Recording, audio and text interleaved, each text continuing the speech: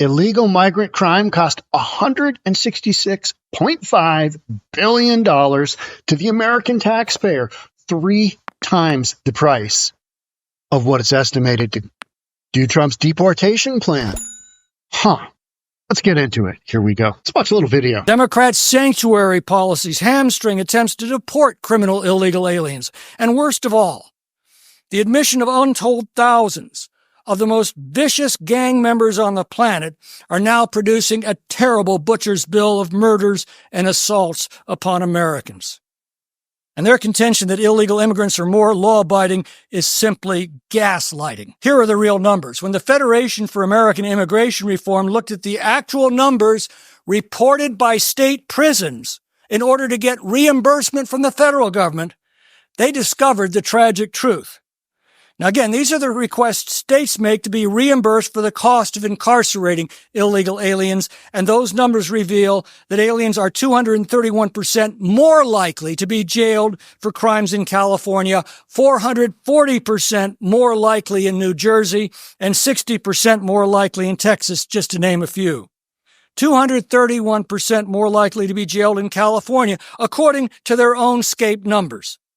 But you won't find that anywhere else, because it's illegal in California to otherwise report the immigration status of criminals and criminal suspects.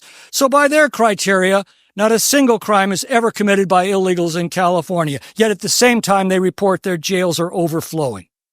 This is lunacy, and it's got to stop. Wow, those are some crazy numbers. Doesn't that seem more realistic than, they're far less likely to commit any crime? They're, just because, hey, they come into the country, they got nothing going on, no ability, not all of them, but no ability to generate income right away. And, how many have come out of, prisons? Tren de Aragua, we're seeing those numbers just absolutely explode, aren't we, throughout the United States? Tennessee just had a big report, with their local law enforcement saying, hey, they're in all of our major cities, and they're expanding. So the cost of crime from 662,000 criminal illegal migrants sought for deportation has been pegged at 3 times the much hyped price of President-elect Donald Trump's mass deportation plan. Is he really going to do that? I think he does some version of that. I think we're in the flow of it right now. We're seeing, hey, 1,400-acre parcel down in Texas. Will the federal government, will Trump administration take that and use that as one of their centers along the southern border to basically house people before they deport them, before they send them back over? Let's see. Let's wait and find out. In an analysis from the Crime Prevention Research Center, the cost of crime from the top targets of ICE enforcement removal operations was set at $166.5 billion. That number is based on the cost to victims, a price list developed by the National Institute of Justice. Okay, well, here's how much that one costs. Crime Prevention Research Center President John R. Lott Jr., who did the analysis for Real Clear Investigations, said what kind of investigation do you get? A real clear one.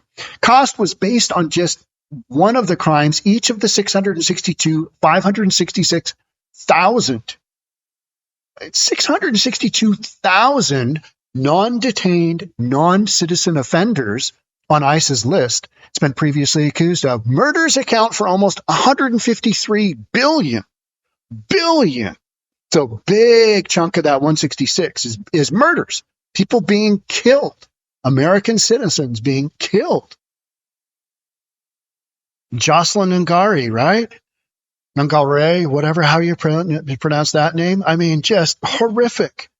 And that's of the $166.5 billion in criminal victimization costs. Another $6 billion.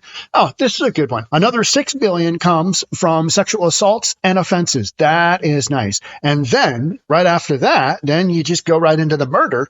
You got a 2-for-1, right? So that's how these costs are estimated, and, triple the cost to get rid of these folks. That kind of puts it into perspective, doesn't it? Oh, look at how much it's going to cost to get rid of these people. Doesn't matter. Pay it. Send it. Boom. Go. Half of the crimes these non-detained individuals commit don't have cost estimates. These crimes including kidnapping, embezzlement, extortion, smuggling, traffic offenses, and weapon offenses. Lots analysis compared that to the estimated price of Trump's mass deportation plan. He set that at about $58.3 billion, which when I saw that number, I thought, holy cow, that is a lot of money. That's a lot of money. But, in the big scheme of things, you got, 350 million people in the United States population. We've had a population of 20,000 illegals come in across the border illegally. Now, here's a court date. We'll catch up with you in a few years. Hope to see you in, on that Zoom meeting. Hope to see you at the hearing. Meanwhile, the illegals have gone, from Denver to Chicago, back down to Texas. Who knows where they are now? And are they going to be in a position to make those court hearings? No. Do they care? No. A lot of those folks are the ones that they know darn well they won't have a chance, even once the hearing has been made, to legally stay in the United States, because they don't have a valid reason to qualify for asylum in the United States, period. They just don't. Between 75 and 90% of these folks will not be able to stay in the United States. And those are the folks that I think Trump is going after. First layer is going to be the criminals. Just go in hard on over 500,000 criminals, 660 whatever thousand of them. Get them out. Get a good portion of them out. Get some of them out. Lay down the law as far as, hey, we're not going to put up with a bunch of, people who aren't citizens coming in and raping and murdering and all the other stuff. Kidnapping, embezzlement, extortion, smuggling, traffic offenses, and weapon offenses. Now, if you haven't followed my channel, maybe you'd say, hey, those aren't really things going on. How many podcasts have I done here alone on these topics? Yeah, a bunch. It's happening. We just know it is. Other estimates have been higher and based on more illegal immigrants being removed, but a lot focused on those that the Trump team is expected to be focused on in its efforts to deport migrants with the worst criminal records. And that's what I keep harping on here, is that we're not just, I think the grand notion is that, oh yeah, there's going to be taking families and moms and dads and little children. Come on, Johnny and Susie, we got to go back to Colombia. That's not really the focus here. It's folks that have committed crimes that shouldn't be here anyway, that have been notified, hey, you don't have the right for political asylum. You don't have the right to have that pathway to staying in the United States. It's a no-go for you. You got to go back home, wherever that is. What's unfortunate is half these folks, or I don't know what the percentage is, they're coming from countries like Venezuela, where we don't have any diplomatic relationship with Venezuela. So where are those folks going to go? We're going to deport them back to Mexico and make Mexico take care of them? We'll see, right? We'll see what happens. But these are all the details that haven't been worked out. But we're getting in some raw numbers on what this is going to cost. But what I think what's more important is, what is the cost to America right now? What is the cost to American citizens? What is the cost to the families that have lost 10, 11, 12-year-old girls because you've got rapists and murderers coming in and just, hey, we're in Sanctuary City and let's go to Pound Town and nothing's really going to happen to me. Well, come to find out, if you murder somebody here in the United States, you might actually be up on charges and you might eventually get deported once you've fulfilled the costs of those criminal charges are. But the $166 billion, that's the price we should be looking at. But nobody wants to admit that, because then you'd have to say, maybe the Biden administration just letting, 10, 15, 20 million people in, maybe that wasn't such a genius idea. But you know what? The 2024 elections, I think those are the numbers that kind of basically said, inflation's important, being able to pay our bills is important, and a secure southern border is important. Those were what was reflected in the 2024 elections across the board. I'm down here and, my backdrop is different because I'm in a hotel. I'm in the Loft Hotel in Quail Springs, Oklahoma City. It's a nice new hotel. It's great. It's fine. It's easy. It's one of the Marriott family. I like the Marriott. But bottom line is down here, 77 out of 77 counties in Oklahoma voted red. And the southern border is important because, we're Oklahoma. We're just right to the north of Texas. So we are a stone's throw here from all the craziness that's been coming through the southern border, and it impacts things. What that'll do to local labor forces, a lot of the folks that have been working, have been here for years, are they going to have to go away? Those are some of the things that are going to be worked out. And this is a war. This is an immigration war. This is a southern border war, and you're going to have collateral damage. So you're going to have some people, and that's what the left is going to point to and say, this is terrible and horrible.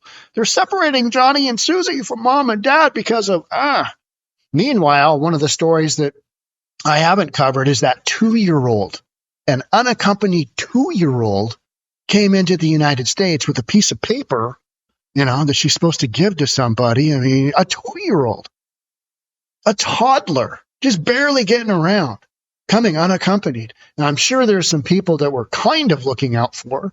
You get one wrong person and, hey, there's a cute 2-year-old. All right, here we go. I mean, what's the black market on a 2-year-old? I don't know, but there's some kind of rate, right? I don't know what it is. I mean, that's just horrific to think about for that little girl. Horrific. But that's a lot of what you've got going on. And those are costs that are not being quantified, I don't think, in this $166.5 billion, because we basically said kidnapping and all this other stuff, don't have cost estimates. Don't have cost estimates. So it's a huge number. But the impact on America in general, the United States, is absolutely enormous. Hence the numbers. I mean, just phenomenal. But you're not going to hear much about that in the media, because mainstream media, they're caught in between a rock and a hard place, meaning their hard place is nobody's watching them.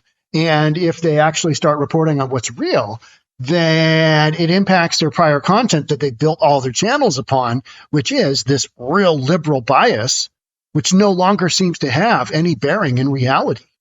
Because the numbers don't lie, right? The hips don't lie, whatever that was. The numbers don't lie. Hey, these are your numbers of what's going on right now. So, how you like them apples? It's wild stuff, right? But what will we hear? Mass media? Yeah. You'll hear these big governors of big blue liberal cities and big blue liberal states going, we're not gonna work with ICE deportation. We're not doing that. That's not compassionate. Well, ask the mothers and the fathers of the girls who've been raped and murdered how that's going. I mean, that's hardcore reality, right? How's that working out? It's not compassionate to think about or talk about. And so they don't. Instead, got guys like me that'll bring this up. All right. That's it for me on this one. Thanks so much for being here. I'll catch up with you in the next episode. Bye for now.